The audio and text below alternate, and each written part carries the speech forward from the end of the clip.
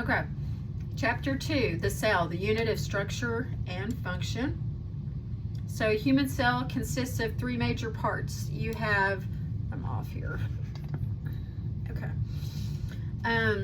You have the plasma membrane, the cytoplasm, and the nucleus. So the cytoplasm includes the cytosol and the organelles. The nucleus is technically an organelle, but it's described separately, which contains chromosomes in which the genes are located. The plasma membrane, every cell, it's also called the phospholipid bilayer, is enclosed by a thin barrier called the plasma cell membrane, which has two major roles. It separates the intercellular components from the extracellular environment. It regulates the movements of substances in and out of the cell, and the fluid mosaic model describes the structure of the plasma membrane. The major chemical components of the plasma membrane are the lipids and the proteins.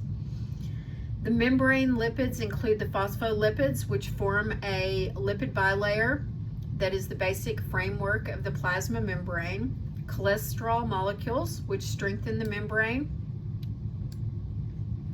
glycolipids, which perform functions on the membrane's outer surface. The membrane proteins include the integral proteins, many transmembrane proteins. Many of these are the glycoproteins and the lipid-linked proteins. Then there are the peripheral proteins. These are located on the inner and the outer surfaces on the phospholipid bilayer, and they can be used for attachments of neighboring cells, but not for the transport of charged substances across the membrane. So the carbohydrate portions of the glycolipids and the glycoproteins form a cell surface coat called the glycocalyx.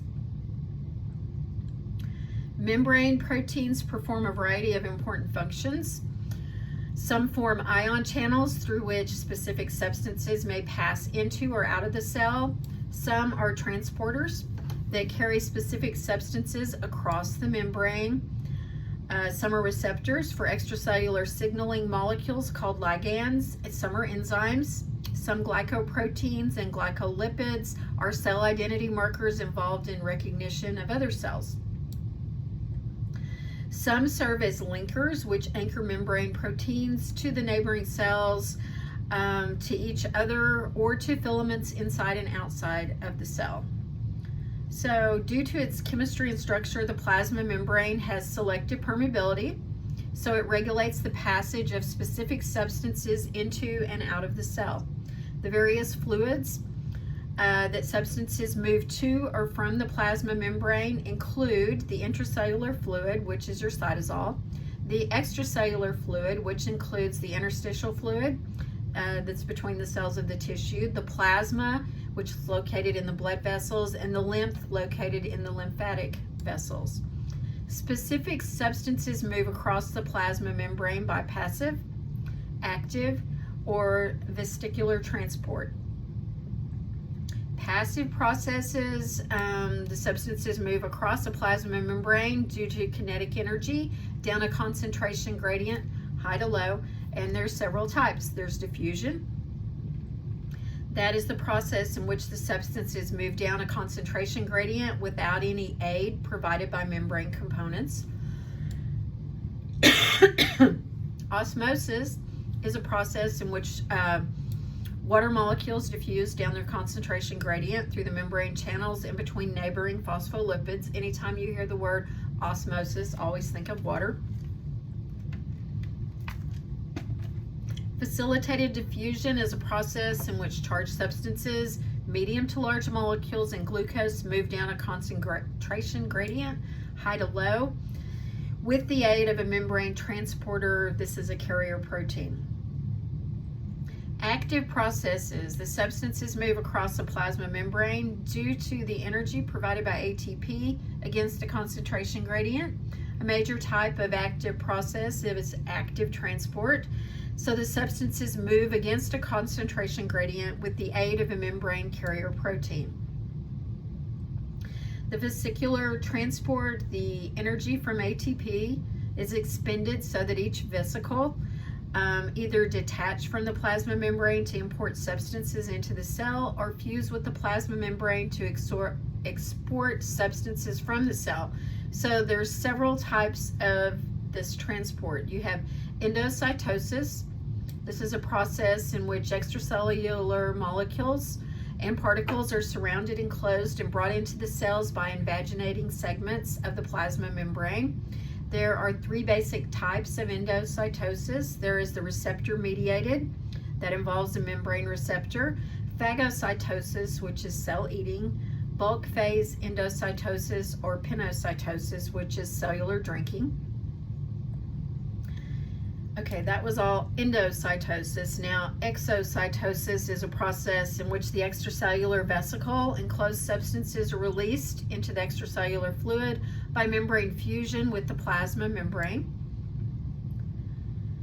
Transcytosis is a process in which substances are moved by vesicles into a cell on one side across the cell and then out of the cell on the other side. Okay, next is cytoplasm.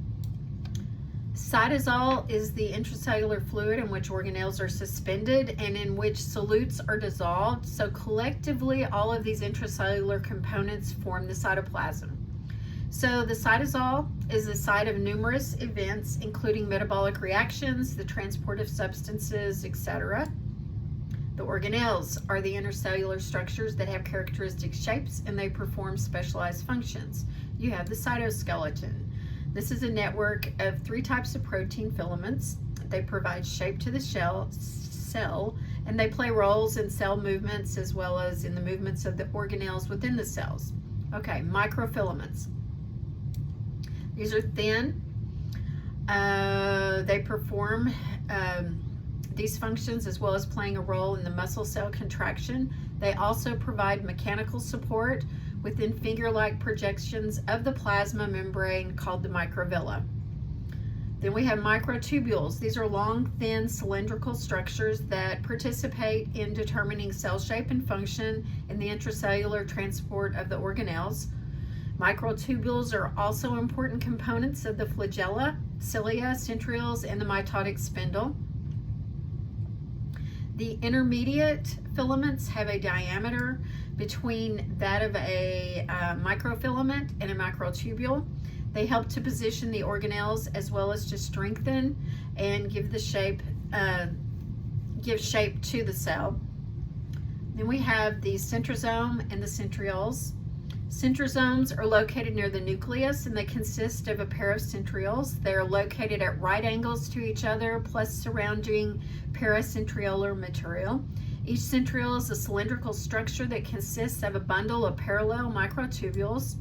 It organizes the formation of cytoplasmic microtubules in non-dividing cells, and the mitotic spindle is dividing cell centrioles that are identical to the basal bodies which play a role in the formation of the flagella and the cilia. Okay, now the cilia and the flagella. They are modal projections of the cell surface. Each consists of a hair-like projection of the plasma membrane which encloses a bundle of parallel microtubules. So the cilia, they're typically shorter and they're numerous.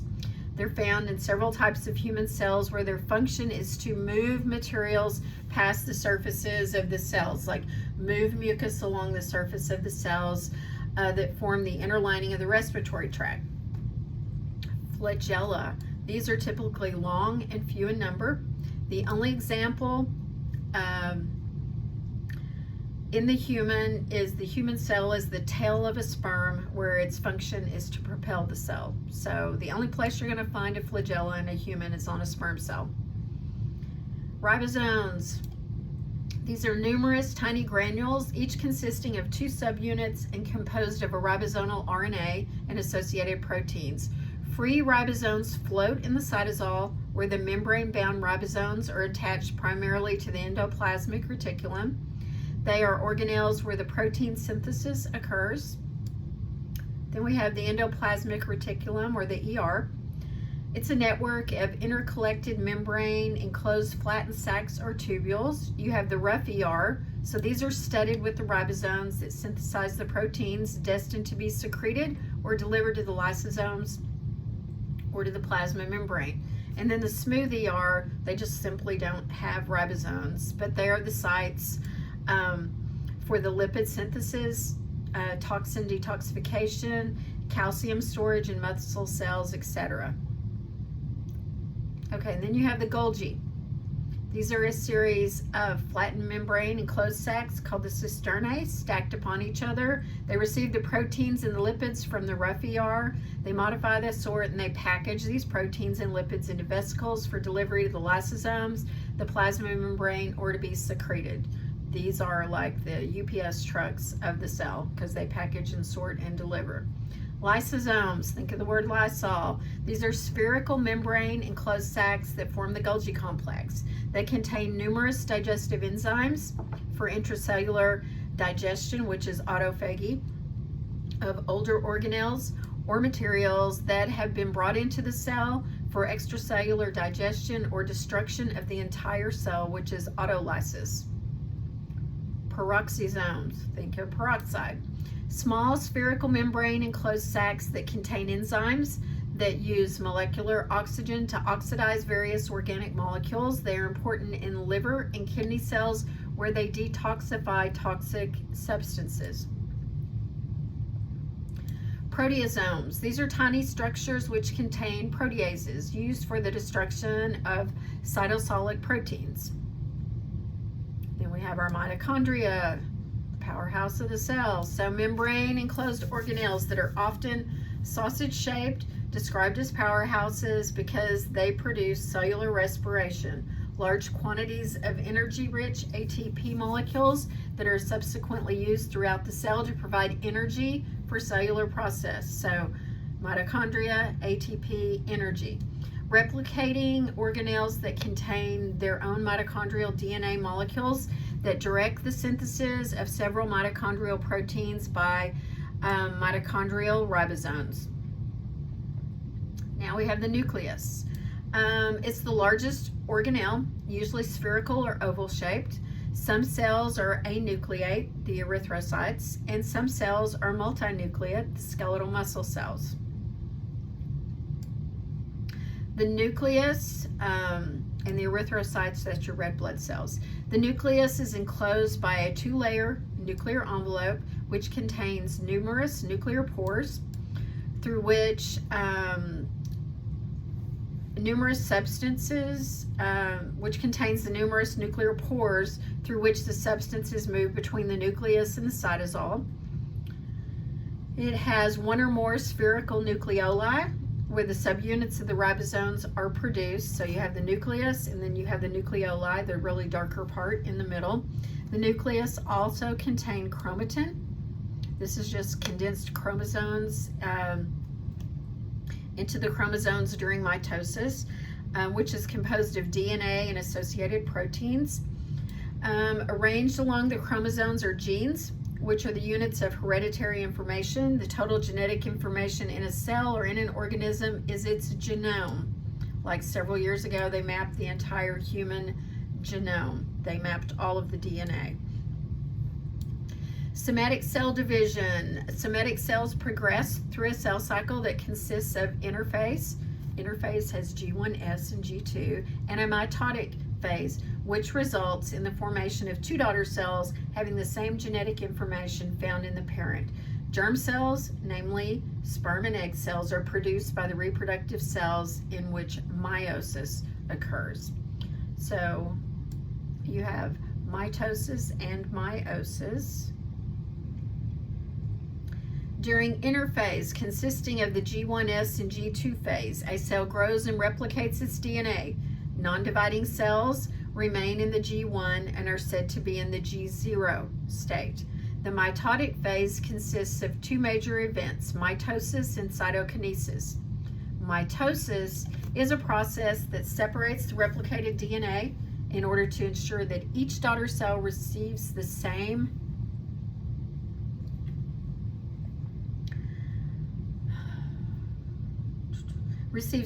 quantity and type of DNA that was present in the parent cell so that each daughter cell remains a diploid cell, 2N. Mitosis consists of four phases: prophase, metaphase, anaphase, and telophase. In prophase, That's where the chromata condense into 23 pairs of homologous chromosomes. There are 46, each consisting of 2 sister chromatids connected at the centromere. The nuclear envelope and the nucleoli disappear, and the mitotic spindle develops. During metaphase, this is when they line up in the middle, the chromosomes are usually aligned at the equator of the cell. Anaphase, in which each centromere splits so the sister chromatids are separated to form the daughter chromosomes and move towards the opposite poles. So metaphase, they're here. Anaphase, they're starting to pull apart to go towards the poles on the opposite sides. Telophase, in which the daughter chromosomes at both poles decondense into chromatin. A nuclear envelope reforms around each mass of chromatin. The nucleoli reappear and the mitotic spindle disintegrates. Cytokinesis. It's a process that divides the cytoplasm into 2 masses, resulting in the formation of 2 daughter cells, each with its own set of identical genetic material. Cytokinesis begins towards the end of mitosis. It involves the formation of the cleavage furrow. So they were here, they've pulled apart, they've formed the 2 nucleus, and the outside forms what we call a cleavage right before they separate and pull apart. Control of the cell destiny. A cell may either function without dividing or grow and divide, or it may be destined to die. Certain cells undergo orderly, genetically programmed death. This is called apoptosis. During embryological, fetal, and postnatal development, apoptosis is triggered by intracellular or extracellular agents that induce activation of enzymes by cell suicide genes. These enzymes damage the cytoplasmic components, resulting in the death of the cell. So apoptosis differs from necrosis, which is a pathological type of cell death that results from tissue injury. It's not programmed. It happens because of an injury. Reproductive cell division, meiosis, usually occurs only in the gonads and produces gametes in which the number of chromosomes is reduced by half, 23. As a result, gametes are haploid or 1N cells. Meiosis consists of 2 stages, meiosis 1 and 2. One produces 2 haploid daughter cells that are genetically different from each other and different from the parent cell that produced them. In meiosis 2, each of the 2 daughter cells produced by meiosis 1 divides, resulting in the formation of 4 haploid gametes. So the human body consists of approximately 100 trillion cells. They are classified into about 200 different cell types, having various sizes and shapes that are related to the functions that they perform. Okay, I was hurrying because my battery's dying.